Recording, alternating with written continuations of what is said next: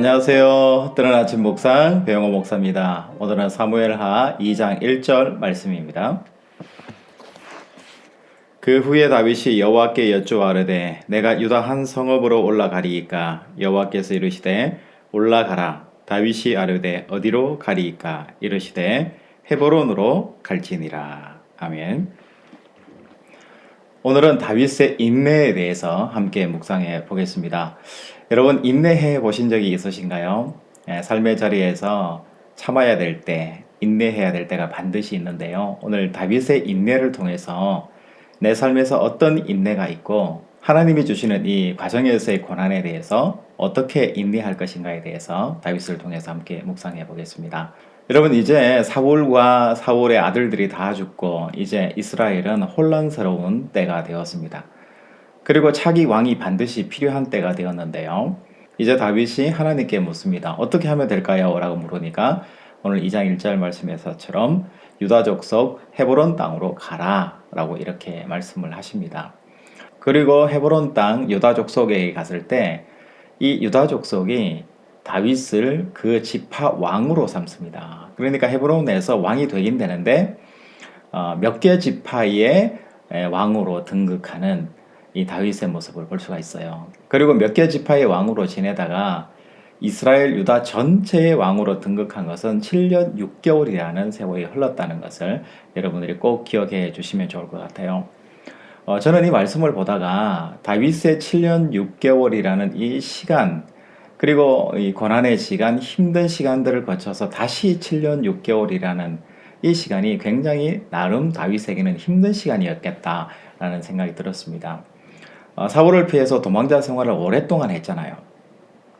너무나 힘들고 어려운 광야와 또 망명 생활 등등 여러 가지 어려운 일들이 있었는데 이제 사울과 그의 아들들이 죽고 이제 이스라엘로 돌아왔는데 사울 왕이 죽었지만 사울 왕의 측근들이 여전히 이스라엘을 다스리고 있다라는 걸 아시잖아요. 여러분 성경에 보면 아브넬이라는 군대 총사령관이 있습니다. 사울의 바로 오른팔과 같은 존재죠.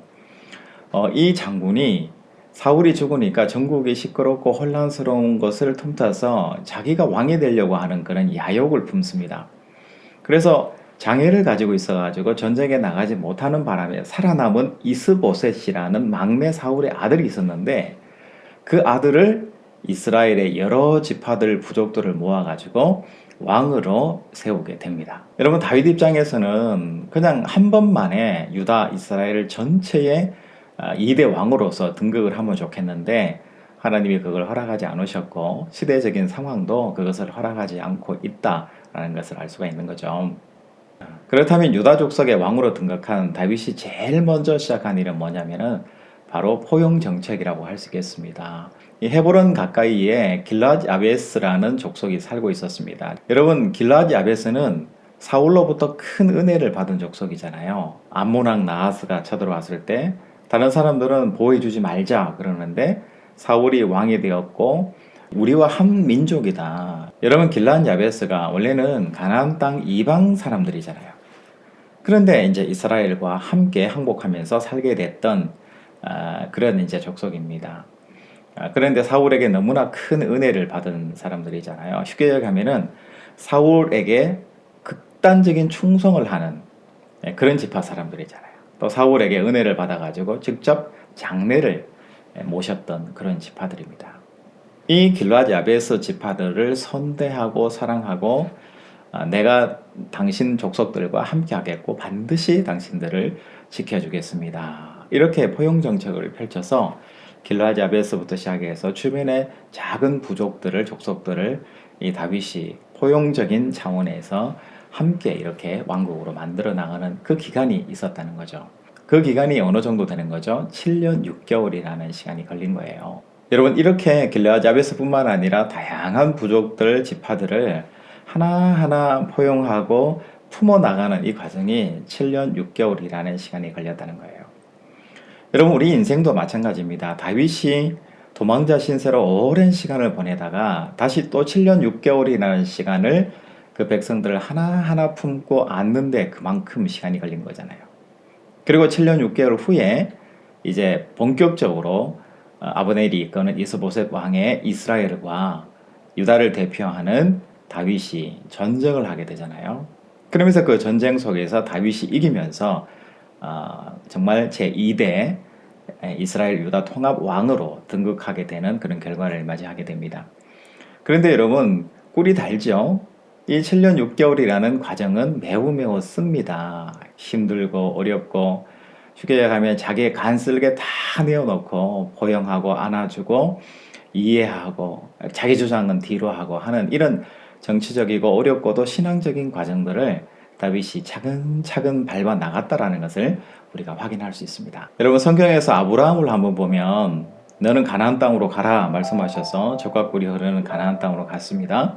그런데 도착해 보니까 그곳에 마침 기근이 들었잖아요. 그래서 다시 다른 곳으로 이주해야 되는 인내의 시간들, 어려운 방랑의 광야의 시간들이 아브라함에게도 있었습니다. 마찬가지로 다윗에게도 똑같은 7년 6개월이라는 고난의 시간들이 다시 한번 있게 되는 거죠. 그런데 중요한 것은 하나님의 예정하심과 하나님의 그 섭리하심으로 말미암아 자기 백성 다윗과 그 왕국을 다시 하나님께서 세워주시고 다윗의 왕국으로 세워주시는 것을 우리가 확인하게 돼요. 여러분, 오늘 우리 삶을 살아갈 때 우리 또한 굉장히 어려운 시간들을 많이 겪게 되잖아요. 경제적으로 어려울 때가 있고 또 자녀 문제 때문에 어려울 때가 있고 또 상황적으로 세상적으로 너무나 거친 세상에 살다 보니까 어렵고 힘들어서 상처받는 일들 수없이 우리 삶의 자리에서는 있게 되는 거죠.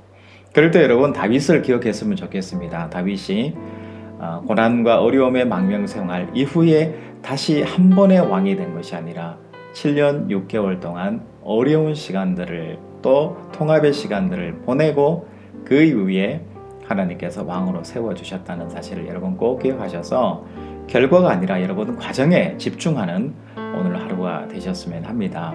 여러분, 하나님은 아브라함에게도 그랬고 다윗에게도 그렇고요. 바로 이렇게 로또를 주시는 하나님이 아니셨어요. 하나님은 로또 이전에 우리에게 인내, 고난을 먼저 선물로 주셨다는 거죠. 그래서 하나님이 주시는 인내, 고난은 우리에게 기쁨이고요, 감사가 될 수밖에 없다는 사실을 여러분 신앙 안에서 감사함으로 받아내셨으면 좋을 것 같습니다. 그래서 여러분 지치지 마시고 내가 지금 고난과 수고의 땀을 흘린다 할지라도 이것이 나에게 꼭 필요한 시간이고 필요한 것이다. 그래서 하나님이 주셨다라는 믿음의 고백을 하셔서 힘들지만 견뎌내서 마침내는 다윗이 왕국을 얻어냈던 것처럼 하나님이 주시는 그 예정과 섭리 안에서 기쁨과 감사의 열매를 누릴 수 있는 여러분들의 신앙이 되시기를 주님의 이름으로 축복합니다. 여러분, 내일 또 뵙겠습니다. 샬롬.